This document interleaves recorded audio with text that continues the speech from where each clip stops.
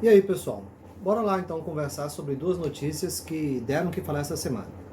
O que aconteceu entre Coreia do Sul e Coreia do Norte, e outra, a prisão do Queiroz.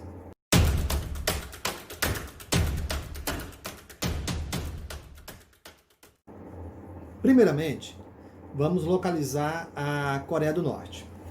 Então, como vocês observem aí, o Brasil, nosso país, continente africano, Península Arábica, Arábia Saudita ali, China, olha lá a Coreia do Sul. E esse pontinho marcado aí é a localização de Kaohsiung, que foi onde houve o ataque.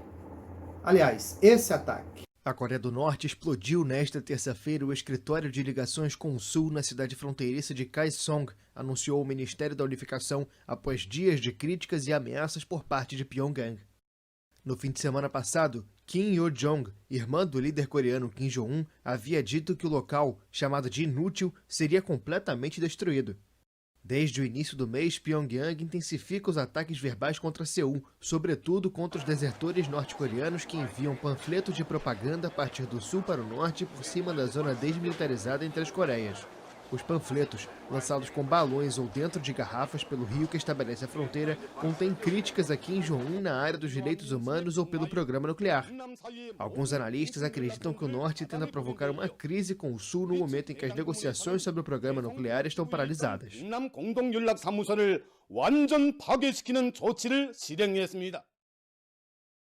Então, esses dois países, eles vinham trabalhando há um tempo em acordos de paz. Como vocês observem aí, o presidente sul-coreano, o presidente norte-coreano, né? À direita tem o Moon Jae, presidente, líder da Coreia do Sul, e à esquerda o Kim Jong-un, né? Líder e presidente, um ditador, na verdade, da Coreia do Norte. Agora, o que aconteceu para que houvesse este ataque a este escritório? No vídeo que vocês viram agora há pouco. Bom, vamos ler aí a informação da Agência Oficial de Notícias da Coreia do Norte. Eles afirmaram que destruíram um escritório e a explosão foi terrível. Por que eles fizeram isso? Porque o seu povo enfurecido estava determinado a forçar aqueles que abrigaram a escória humana a pagar por seus crimes. Aparentemente, a mensagem faz referência a desertores norte-coreanos que, durante anos, lançaram panfletos fazendo críticas à capital da Coreia do Norte.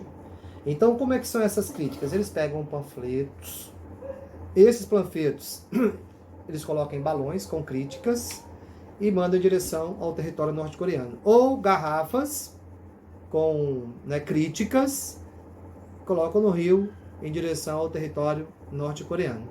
E o governo norte-coreano de Kim Jong-un não estava gostando disso e decidiu ali explodir esse escritório que representava justamente um local onde estabelecia-se um acordo referente à paz ou à união, a maior união entre os dois países, e eles mandaram tudo para o espaço. Gente, não morreu gente porque esse escritório estava fechado já faz um bom tempo devido à pandemia do coronavírus. Essa explosão foi terça-feira passada, dia 16.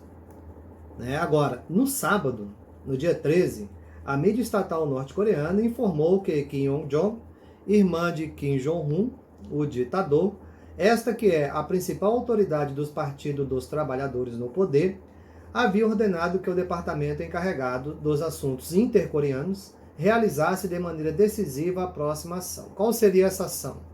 Em pouco tempo seria vista uma cena trágica do inútil escritório de ligação conjunta Norte-Sul. Bom, nesse escritório, ali buscavam uma intermediação de paz entre as duas nações, e essa senhora aí, que é a próxima sucessora, a possível próxima sucessora, ordenou esse ataque. Olha só, tem um ditador e, pelo visto, vai entrar uma outra ditadura, se realmente essa for a próxima sucessora. Continuando aí. A Coreia do Norte disse nesta quarta-feira que rejeitou uma oferta sul-coreana de envio de representantes especiais para ajudar a apaziguar as tensões causadas por um desafio de desertores norte-coreanos. Olha só, a Coreia do Sul está tentando reatar os acordos de paz entre as duas nações. A Coreia do Norte não quer. E qual que é o principal motivo, como nós vimos? Desertores norte-coreanos que discordam da ditadura do Kim Jong-un e ele não aceita ser criticado por panfletos que são colocados em balões ou em garrafas. Nossa, que legal, né? Que triste isso, na verdade. Quem quiser conhecer um pouco sobre a Coreia do Norte, que é uma ditadura, é um país muito fechado, tem leis, regras absurdas, procura o canal do YouTube Estevam pelo Mundo, onde ele fez uma viagem à Coreia do Norte, ele ficou um tempo lá, assiste o vídeo e depois vocês, quem quiser comentar aqui o que achou do vídeo, é uma coisa realmente, Deus que me livre morar nesse país. Então, a próxima notícia aí é sobre a prisão do Queiroz. Sobre a prisão do Queiroz, eu não li no relatório do inquérito do Ministério Público Estadual do Rio de Janeiro. Passou na CNN que esse relatório tem 85 páginas, eu não li, não peguei para ler, vai ser apenas a opinião de um cidadão brasileiro. O que acontece? O Queiroz é aquele cara que a esquerda desde o ano passado reclamava, cadê o Queiroz? Onde está o Queiroz? Pois então encontraram o Queiroz. E aí qual é a minha opinião? A minha opinião é que se investigue e que se punam os culpados. Se realmente deve, como o inquérito mostra, que tem fortes indícios ali da rachadinha provocada pelo filho do presidente, que se puna e que se coloque isso aí para frente. Agora, o que eu estou achando engraçado nisso tudo é a reação da família Bolsonaro, que cada vez mais está se parecendo com o que o PT fez com o Lula. Agora, a narrativa que eu vejo mais forte, que parece com o PT, é justamente essa aqui do Eduardo Bolsonaro. Olha só o que ele coloca no seu Twitter. Ele coloca o seguinte: o detalhe mais importante sobre a prisão do Queiroz, que você precisa saber, é: dessa lista, só o Queiroz está sendo preso.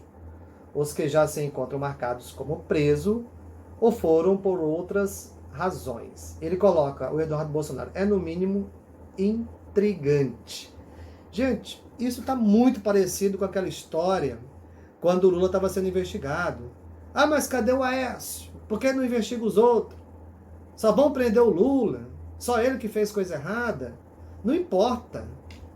Se deve, tem que ser preso. Se deve, tem que se investigar. A família Bolsonaro está parecendo cada vez mais com o que o PT fazia antes.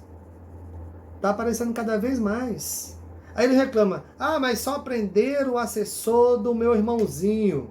Mas qual foi a justificativa do Ministério Público para prender o Queiroz? Olha só, o Ministério Público pediu a prisão preventiva do ex-assessor do senador Flávio Bolsonaro porque, segundo as investigações, ele seguia dando ordens de onde estava para atrapalhar o inquérito. Prenderam porque ele estava dando ordens para atrapalhar as investigações contra o inquérito. Então, por isso que pediram a prisão. O que eu observo é que cada vez mais o pessoal que defende Bolsonaro, a família Bolsonaro, está se parecendo com o que o PT fazia antes. É a mesma narrativa. Só estão investigando eu e os outros. Gente, investiga-se todo mundo. Todo mundo tem que ser investigado. E o nosso presidente, em meio a essa prisão do Queiroz, ele tuita lá: as investigações sobre as fraudes na saúde durante a pandemia já atingem o governo de mais de 7 estados. Que legal! Tem que fazer isso mesmo. Tem que investigar se tem fraude, se identificar a fraude, tem que punir os culpados. Eu concordo com isso. Mas também, senhor presidente, tem que se investigar o seu filho. Tem que se investigar sua família, porque ninguém está acima da lei. Mas o mais engraçado dessa história toda é você ver esse cidadão aqui, eu peguei ele como exemplo, mas tem muitos petistas, muita gente que defendeu Lula, adorando essa história. Olha só, Humberto Costa comenta a prisão de Queiroz e a saída de Ventral do cargo. O engraçado é ver quem até hoje defende Lula, falando que Lula é inocente, que foi perseguido, sendo que Lula ele foi condenado no inquérito onde tinha mais de 200 páginas, primeiro do Moro, depois mais de 400 páginas só de um dos juízes lá do Rio Grande do Sul, recheado de provas essas páginas, não, mas não tinha prova. Aí você vai conversar com um advogado que é esquerdista, ele fala, mas o inquérito do triplex é fraco. Tudo bem, mas falar o que então do sítio de Atibaia? Que é forte o inquérito e que tem muitas provas ali. Então, gente, nós como os brasileiros, nós devemos estar ao lado da justiça, das investigações. Essa narrativa de que perseguição política, né? Eduardo Bolsonaro colocou, estão perseguindo meu irmão. O Flávio Bolsonaro, porque meu pai é presidente, querem derrubar ele. Essa narrativa nós vimos o PT colocar em prática. Nós vimos até hoje gente que defende o Lula, com todas as provas que tem. Então, nessa narrativa nós não podemos acreditar. Nós devemos estar ao lado da justiça e devemos apoiar as investigações. Agora, o nível dos dois exemplos que eu citei ainda é muito diferente. Por quê? Em relação ao PT e em relação ao que está acontecendo aí com a família de Bolsonaro. Porque Lula, por exemplo, ele foi condenado. Ele passou a parte do inquérito, o inquérito dele virou um processo, e ele foi julgado e condenado, e mesmo assim o pessoal defendendo. O Flávio Bolsonaro está na parte do inquérito. Esse inquérito pode virar um processo, e aí depois sim ele pode ser condenado.